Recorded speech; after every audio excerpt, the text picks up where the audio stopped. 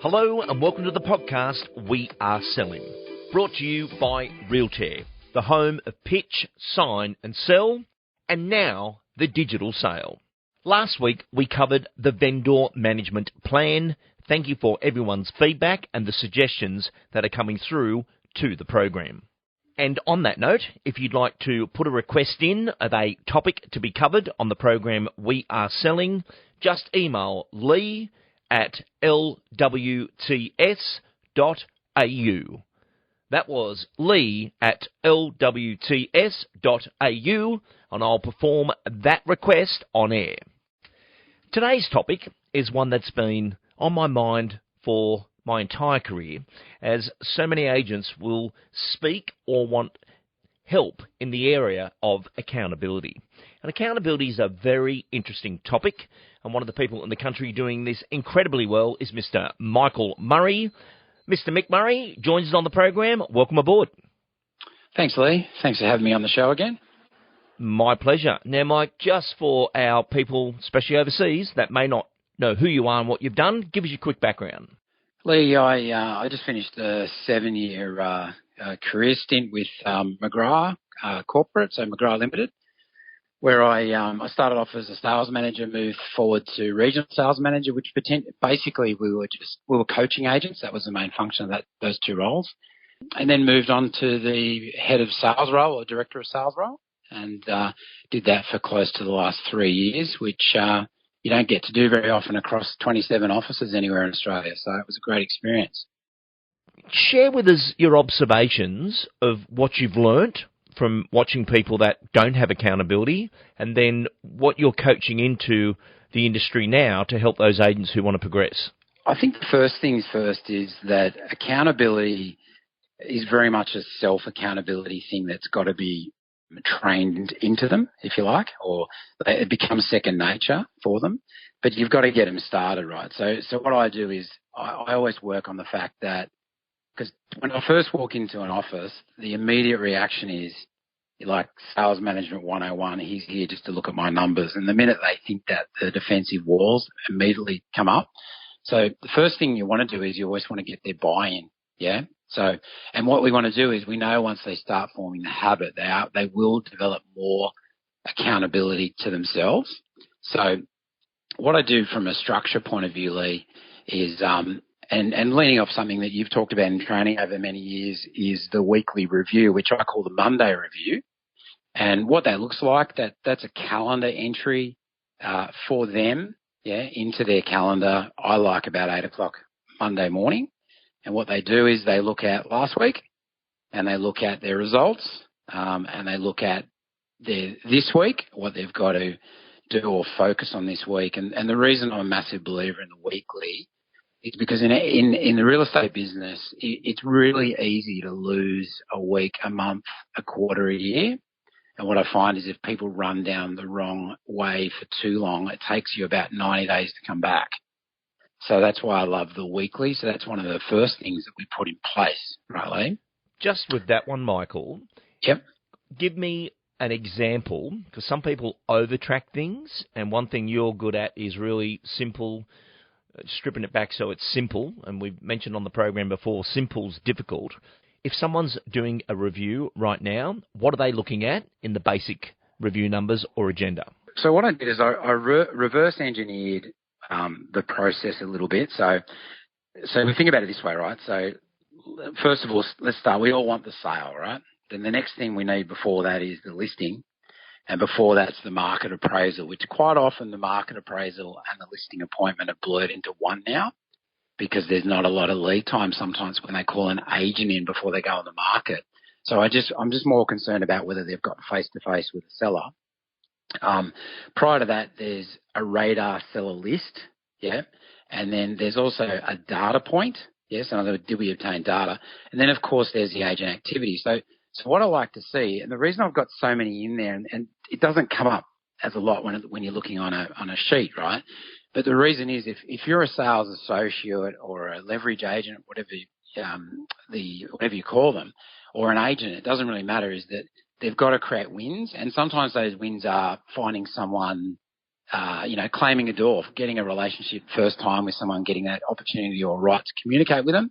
Or maybe they find someone that's going to sell in the next 90 days. That's a win. Whereas if you're just looking at the MA result, it'd be very easy to crawl in the corner, right, if you're not getting results. So I try and find some easy wins for agents and associates, yeah. And what they do essentially, to keep it super simple, which I do like doing, I run a Google sheet which can be shared, yeah. It's their sheet. I've designed it, but it's their sheet. They've got access to it. They can change it. And what they do is they put those numbers in on a Monday for the week before. And what I do is I actually call that their run rate, right? So what I'm looking for is I'm looking for their run rate. So what I tell them is I'm comparing you to you, not you to someone else. So, if you work a low volume market, you're not going to do as many MAs as a high volume market. So a low volume market person could think they're going backwards because they're not doing 10 MAs a week, but maybe they've only got to do one. Do you know what I mean? So I compare them back to their run rate. What I'm looking for is if they come off, yeah, because if they've had a hole or a break or something, fine, but if they've come off, that's usually the sign that there's something else is not right. Yeah, it could be the market, maybe it's them, maybe they've got a few personal dramas. So to me, the run rate's pretty critical. And Lee, what I look at as well is, because I look at that, so say I was coaching a sales manager or a principal, it would be to look at that on a Monday as well, because I look at anyone I'm coaching, so I know what their numbers are, right? And then what I do is monthly and quarterly, I look at their GCI results, yeah, and I compare it back to business plan. And what I'm doing is I'm trying to keep them on track. And the other thing I find is a lot of agents get very demotivated during the financial year, right? So what happens is they start off first quarter, second quarter. They're not going to get to $1 million because everyone wants to be $1 million agent. So then I think in their brain, they go, well, I'm just going to start again. But all they've got to really do if they want to be $1 million agent is put together 250 quarters. So if we can get them focused on trying to do 250 quarters, do enough of those who will be $1 million agent, and you don't have to worry too much about the fin year. Is my thinking behind that. And I think always back to the business plan is important, because a lot of people, when they do a business plan, they open it up never, whereas I like to bring them back to it. Yeah. So that's pretty much what I do from an accountability point of view. The last two pieces, or the last couple of pieces to talk about, probably are routine is critical in any high performance. Discipline to execute that. But I was reading a book last year, and I always forget which book I'm reading, but one thing I read was, and they talked about this high-performance athletic team, and they said, we've got to do what we can not to demotivate our people. So what I see is that a lot of officers, they create a lot of rules and a lot of structure, and they actually demotivate their high performers. And that's when they start getting a bit of resentment. So, if we stick to the fact that we don't want to demotivate them, we want them to be accountable themselves, but we're going to check in while they form the habit, build a routine, build a discipline, but have the routine in the business. So if I'm a principal or sales manager, to come back and actually look at it. Yeah. And the only way you can do that is actually create a calendar invite or a schedule. You'll never do it. So pretty much works like that, Lee. Yeah. What isn't booked isn't going to happen. Recently, I was actually on the audio with Charles Tarby for his leadership audio. And his whole year is planned in advance by the calendar booking and the diary entries. Now, diary entry meaning those big events go in as those big moments, and it's a to-do list, mental to brain, writing down that the diary is used for, nothing more than a detailed document of actions. But the calendar itself does set up that whole structure. Michael, we're seeing agents hit the fork in the road where they decide, okay, I need a routine. We get that. I need patterns to my week, and I'm going to have bookings. And a lot of our agents have gone for Tuesday, Wednesday, Thursday, 2, 4, or 6, and they're trying to fill those spaces. And if they don't fill those spaces, that's okay. They can default to something else. What are you seeing on that part? Two-part question. How many appraisals a week are they targeting, and are they running set play times for them? What they're doing, I'm finding what they're doing is they default typically to the AM prospecting scenario, with PM appointments.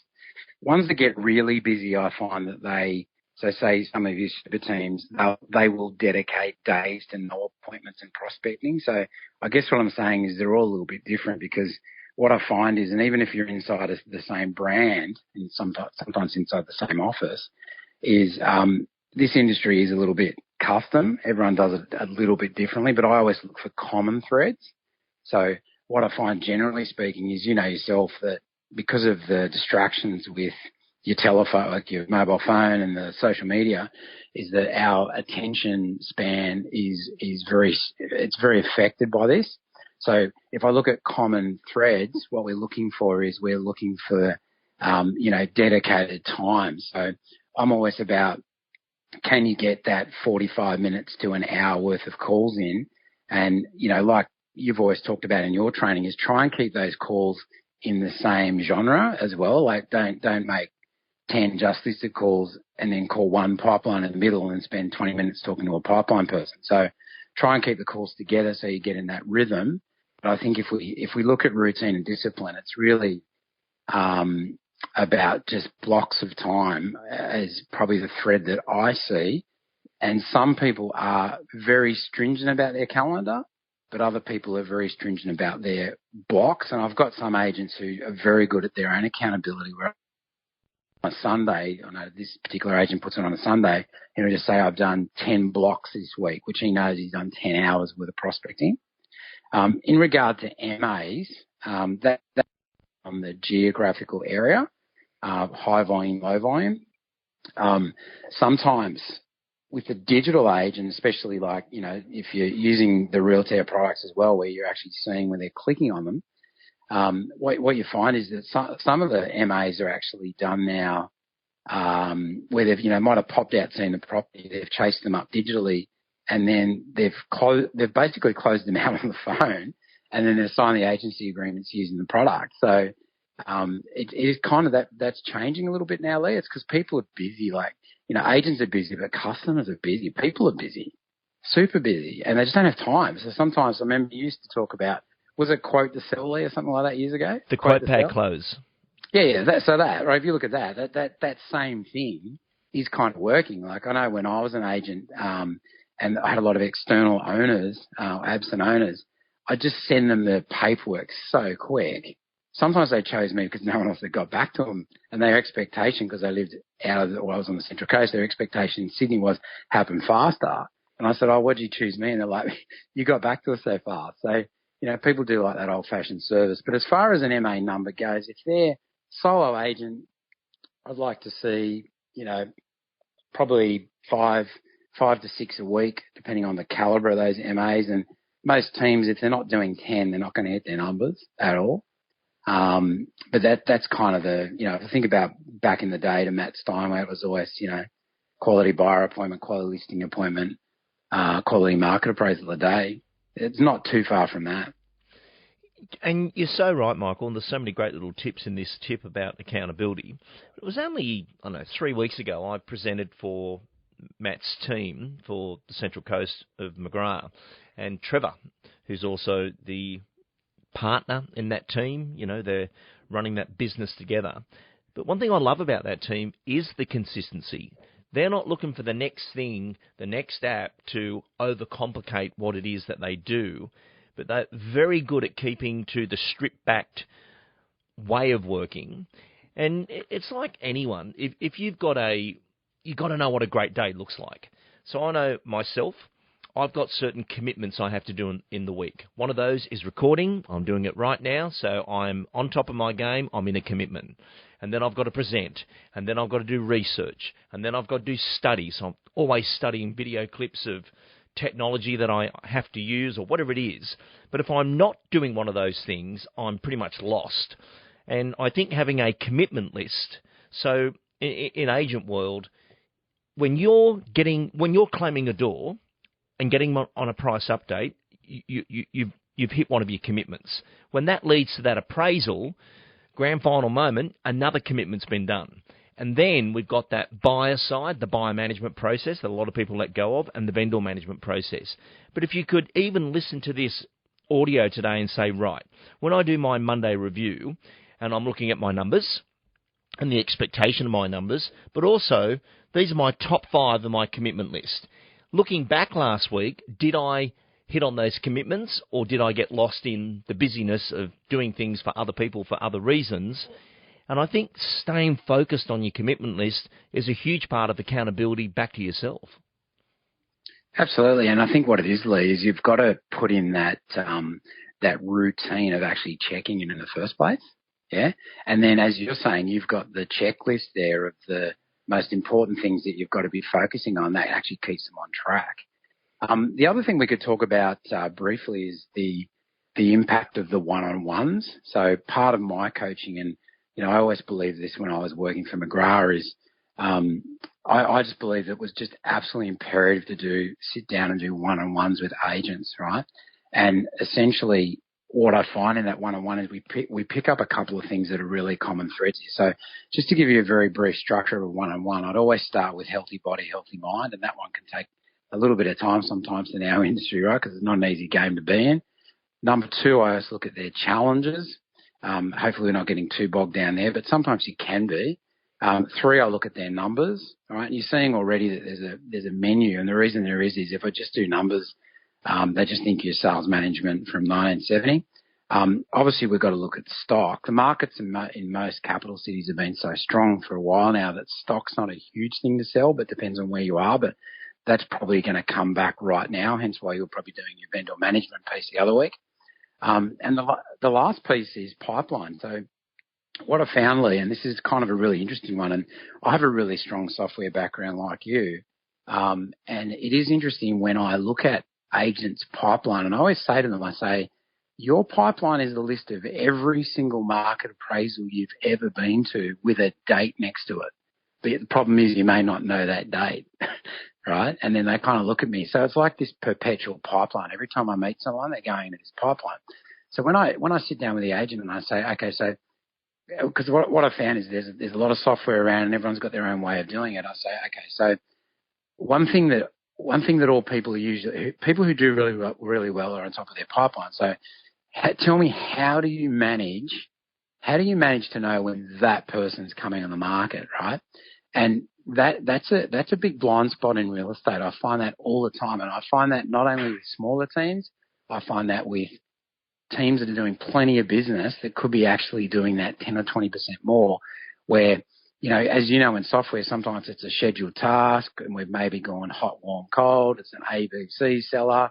It is interesting to see how they do it, because if they don't do it well, the simplest way I find that agents that do it well do it is either they just put a calendar entry in, or they're really, really good at following through with those buckets of pipeline. But as I say, the hardest part is, when are they coming in the market?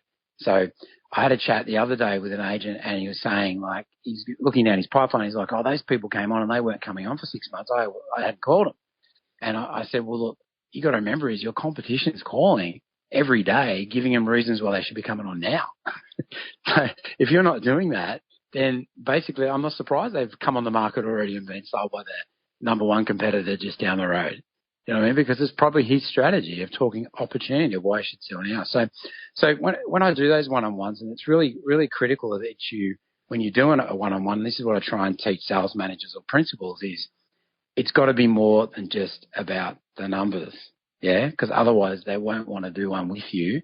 And then what you do is you'll build better retention in your teams with better one-on-ones. Yeah. And that's hence why a lot of agencies are getting myself in to do these one-on-ones at the moment, because they don't have time, because they're listening and selling, and their people are having to find their own way. And, it's a very competitive landscape we're in, where if your agents aren't seeing the value that the office is giving them or the principal's giving them, and you have a bad day or a fight and one of the competitors rings them that day, that might be the day they move, because they just had enough. So you're building better relationships with your salespeople by having regular, routine, discipline one-on-ones.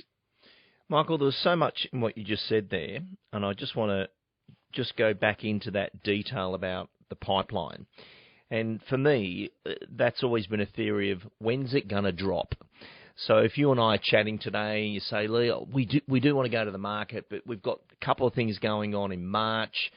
We get back from London at the end of March, so it's not going to be till April.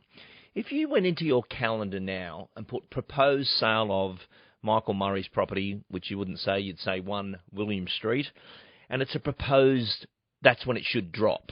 Well, in the calendar, you actually start seeing all these things that should drop now, whereas the error is when agents use flagging. They call someone, flag it for 6 months, flag it, but they're just pushing it out to an unknown date. Yet working out and getting into that conversation of when will it drop, and it's no different in the speaking world. We have these placeholders where someone's got a conference a year from now and it's going to be overseas, and they say, Lee, can you give me a placeholder for that date? But really they're saying that's when the conference is hoping to be, as long as we can get the venue, that's when it's going to drop. But for myself, I look forward and think, okay, there's a lot of stuff coming up here. If they all drop, it's going to be a busy time. So as an agent, yes, you've got a pipeline, but when will it drop?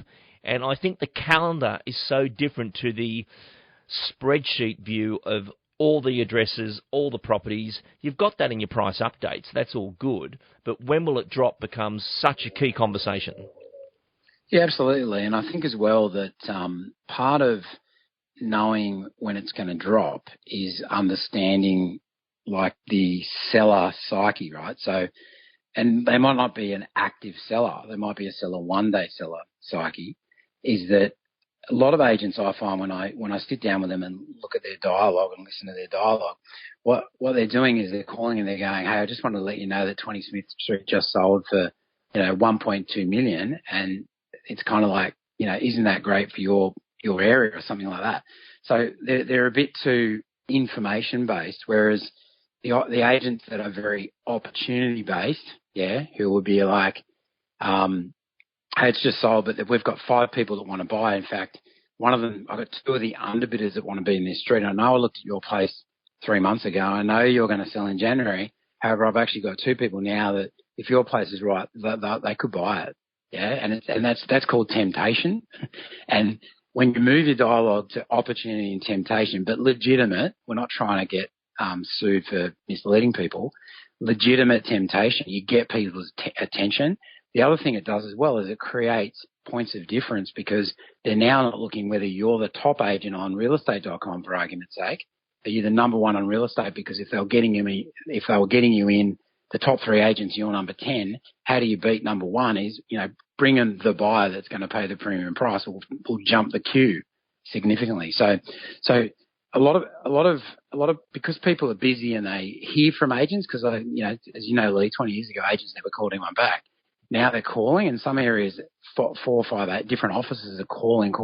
So you've got to find your reason, your genuine point of difference of why they should be using you, and perhaps the opportunity today that they might want to do something, because people just change their plans at a drop of a hat, mate. And you can't assume that they are going to sell in January. They get a great offer in November and they're gone. They're off to Queensland. Yeah, and this is where that stickability actually comes into it. And 2 examples come to mind here. During the thick of the pandemic, the incredible Michael Dowling was not only doing the online auctions where we had the digital sale platform, but if he had a cracking property with 15 bidders registered and that property was going to the market and the auction's going to time out, or it's a hybrid auction, he was sending out 30 or 40 invites to his pipeline to say, you should watch this. This one's going to attract the same style of purchase of your own. What this sells for is going to have an impact on you. So they'd be watching the online auction and they see the bidders going up. He was texting them saying, I'm going to have 14 people left over here. I'm going to shoot you the agency agreement. I need your authority to start speaking. And just amazing how the temptation kicks in where they're, one, the stickability is they're watching the result. And when you're watching an online auction of the buyer who could be your buyer because only one of them can buy that particular property and you're in the same area with a similar style home with the same agent, temptation kicks in. And then the other one that is obviously very personal to me, but Michael, Madison, my daughter, as you know, is doing the renovations to properties before selling them.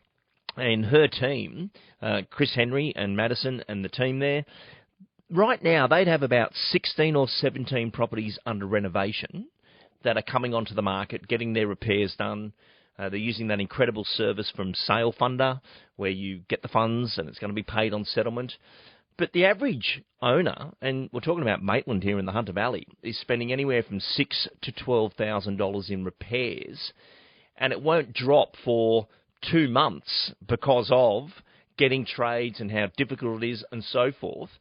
But it's another prediction temptation moment to say, okay, if we've got 15 listings under renovation and we're facilitating the trades and they're paying that sort of money to come on the market, we've got 15 definite sales here because people aren't mucking around when they've got that commitment fee before the performance fee to get the property on the market.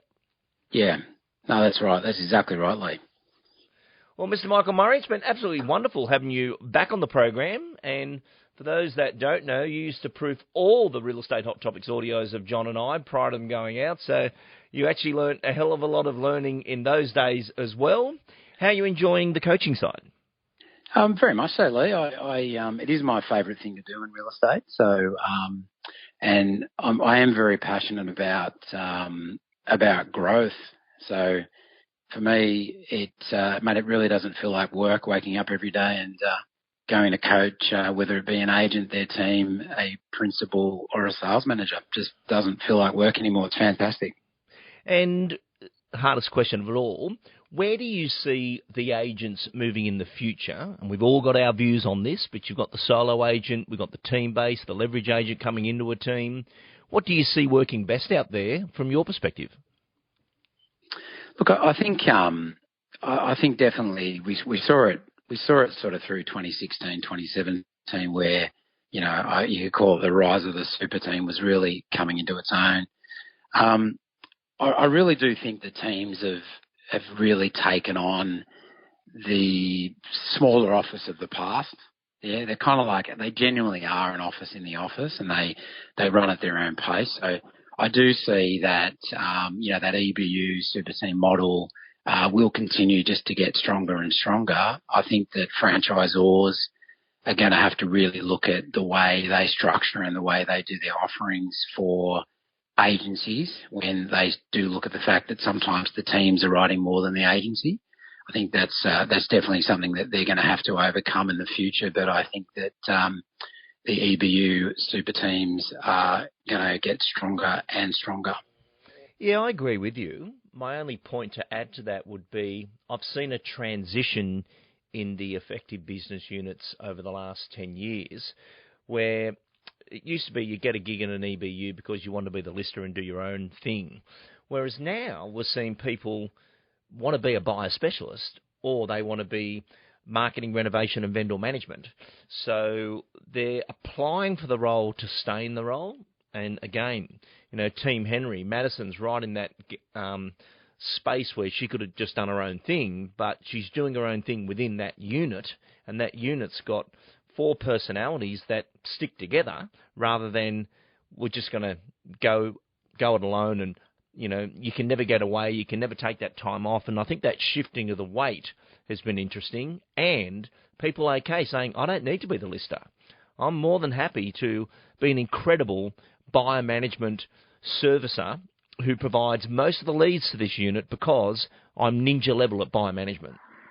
Well, I think too, Lee, that, what you're really saying there is that specialisation creates more business because it's like, one player taking on a team of soccer players. It's sort of like that, right? So the other thing I find as well is the style of people really matters here because, see, it can be pretty lonely real estate, as you've said this for many years. It can be a lonely place, right? And I think that's the gravitation towards teams because,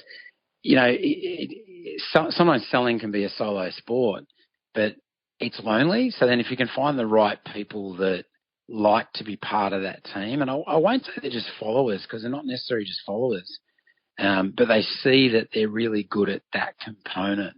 Yeah, because a lot of good listing agents actually don't like being the buyer specialist. I must admit, when I was listing property, it wasn't my favourite thing to do.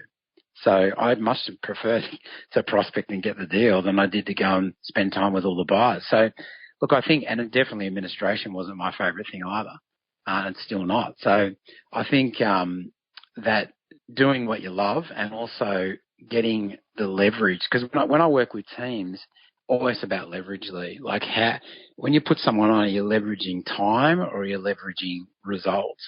Because at the moment you're leveraging time, but you're trying to leverage results, so you need to bring up people too. So like that's what I see with different teams, all over New South Wales at the moment. Yeah. And that brings us back beautifully to this accountability of, in our Monday review, we're looking at what happened and what's forecast ahead. We can add in there our commitment list. And you'd be amazed how many people think, what would you put on a commitment list? Well, you're going to commit to at least getting through 10 established client calls per week. Oh, but, I've already sold and listed those. Still the most gaping hole out there, Michael, as you would know, is to fail in that area of love the one you're with and keep that established client, which is still that's reclaiming doors. I think a lot of people, claiming doors has been so famous in the last 2 years, but reclaiming doors is all some of our agents listening to this audio has to do. Then you've got your commitment to how many appraisals, how many buyer appointments, some time off. It's pretty powerful to say I can get away because I plan to get away. And that could be 2 hours in the middle of the day, whatever you're doing, and then follows up with your numbers, you are now accountable. Yes, absolutely. Well, Mr. Michael Murray, absolutely amazing to have you on the program. Will you join us again in the future? Yeah, I'd love to be on there again, Lee. Well, as all our listeners, and we've got a great listening crowd in the UK and New York, the States, and our wonderful Australian agents as well. We get some wild requests. So, Michael, I would love to bring you back on in the future. But for any of our listeners that need to get hold of you, how do they get hold of you? Oh, they can just simply give me a call, 0432 284 894. Can't be easier than that. Mr. Michael Murray, thank you for joining us. Thanks, Lee.